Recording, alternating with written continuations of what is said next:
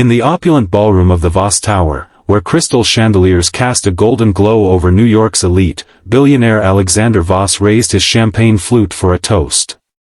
At 65, with silver hair and a tailored suit that screamed power, he was the epitome of success, a man who had clawed his way from nothing to everything. To new beginnings, he declared, his voice booming with confidence. But just as the crowd began to applaud, a young woman in a simple black dress pushed through the throng, her eyes locked on him. She was no guest, she was the daughter of his longtime maid, Elena, who had served his family for decades. "Sir," she said, her voice trembling but firm, "this boy in the photo on your mantel, he lived with me in the orphanage." Alexander's face went pale, the glass slipping from his hand and shattering on the marble floor. What secret from his past had just been unearthed? The room fell silent, all eyes on the unfolding drama. Alexander Voss, the unshakable tycoon whose empire spanned tech, real estate, and philanthropy, felt his world tilt. The young woman, Maria, stood there unyielding, her dark curls framing a face etched with determination. She was 28 now, but the memories of St. Mary's Orphanage in the rundown outskirts of Chicago flooded back like a tidal wave. Alexander stammered, "What? What are you talking about?" "That's my grandson, Liam. He's 8 years old, adopted just last year." Maria's lips pressed into a thin line. "No, sir. Not Liam. The boy in the old photo next to it, the one from decades ago. That's Tommy. He was my best friend in the orphanage. And if I'm right, he's connected to you in ways you can't imagine." Alexander's security team moved in, but he waved them off, his mind racing. How could this stranger know about that faded photograph, tucked away in his private study? It was a relic from a life he had buried deep, a boy with haunted eyes staring back from the past. As Maria was escorted out, she whispered, "Find out about Tommy, sir. Before it's too late." The first cliffhanger hung in the air. What if Tommy wasn't just a memory, but a living ghost ready to shatter Alexander's empire? Alexander retreated to his penthouse that night, the city lights blurring through the floor-to-ceiling windows as rain pelted the glass. He poured himself a scotch, hands shaking, and pulled out the old photo from his desk drawer. There he was, young Alexander, barely 10, skinny and defiant, standing next to Tommy, a boy with the same unruly brown hair and freckles.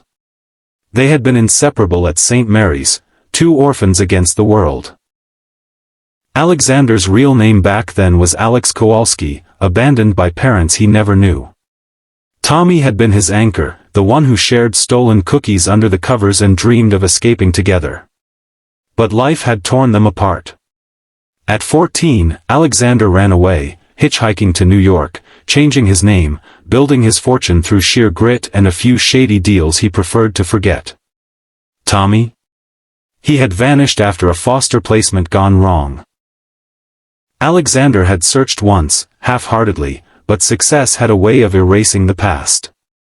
Now, Maria's words echoed, how did she know Tommy? And what did it have to do with his grandson Liam? The next morning, Alexander summoned Elena to his office. The maid, a stoic woman in her 50s with calloused hands and kind eyes, entered hesitantly. "Mr. Voss, about Maria, she's always been headstrong." Alexander cut her off, sliding the photo across the desk. "Tell me everything."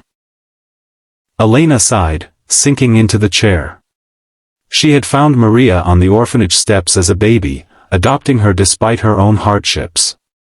But Maria had grown up hearing stories from the other kids, stories of the lost boys like Tommy.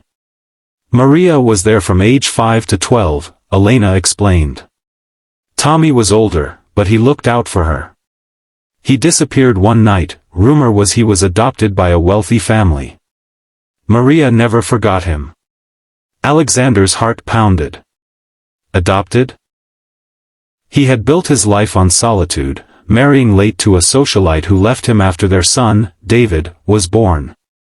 David had died young in a car accident, leaving Alexander with regrets and a void he filled with work. Then, last year, he adopted Liam from an agency, drawn to the boy's bright eyes that reminded him of someone. Could it be? He hired a private investigator that day, delving into records sealed by time and bureaucracy. Weeks passed in a blur of board meetings and sleepless nights. Alexander's empire showed cracks, stocks dipped as rumors of his breakdown circulated. He visited St. Mary's, now a crumbling shell slated for demolition. Walking the dusty halls, he remembered the cold winters, the strict nuns, the endless hunger not just for food, but for belonging. Tommy had been his family. "We'll make it big, Alex," Tommy used to say, sketching inventions on scraps of paper. Alexander's first tech patent? Inspired by those doodles. Guilt gnawed at him. Why hadn't he looked harder?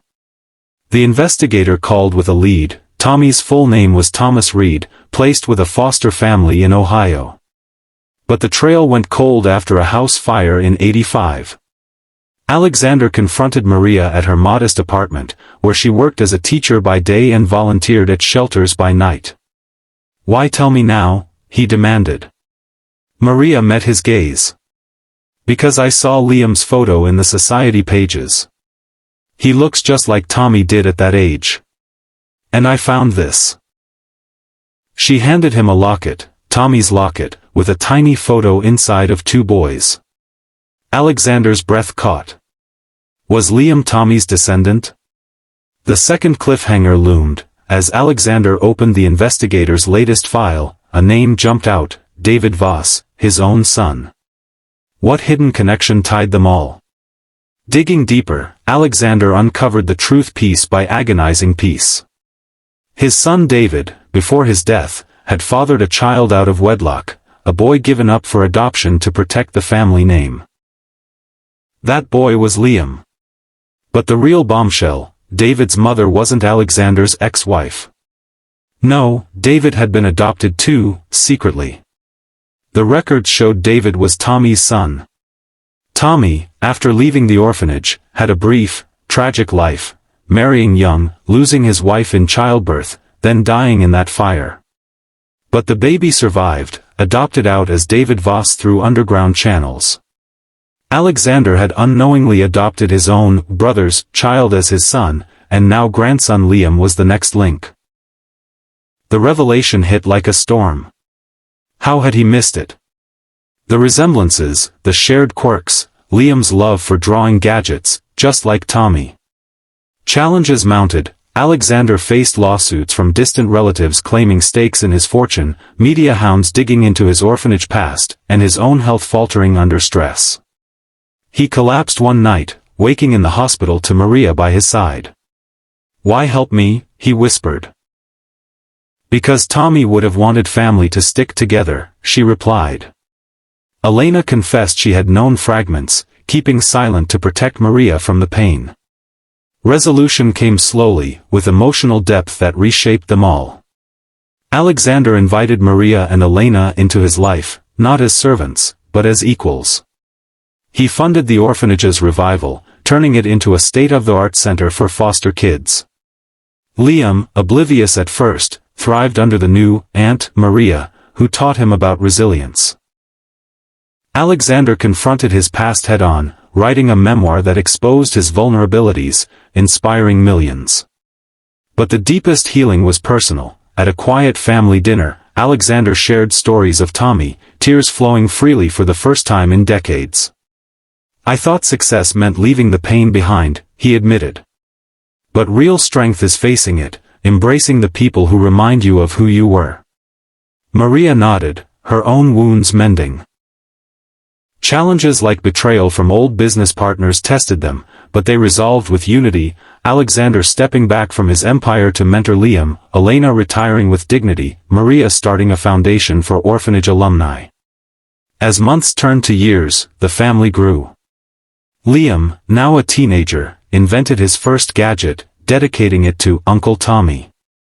Alexander, healthier and humbler, found joy in simple things, a walk in the park, laughter over meals. The third cliffhanger had built during a tense boardroom showdown where rivals threatened to expose more secrets, but Alexander turned the tables, revealing everything himself. "My past isn't a weakness," he declared. "It's my foundation." The board applauded, his empire stronger for the transparency. In the end, on a sunny afternoon at the reopened St. Mary's, Alexander stood with his makeshift family, watching kids play. He realized wealth wasn't in billions, but in bonds forged from brokenness. And so, dear viewers, remember, no matter how far you've run from your past, family, blood or chosen, can find you, heal you, and make you whole. If this story touched your heart, please like this video and subscribe to the channel for more tales of redemption and hope. Thank you for watching.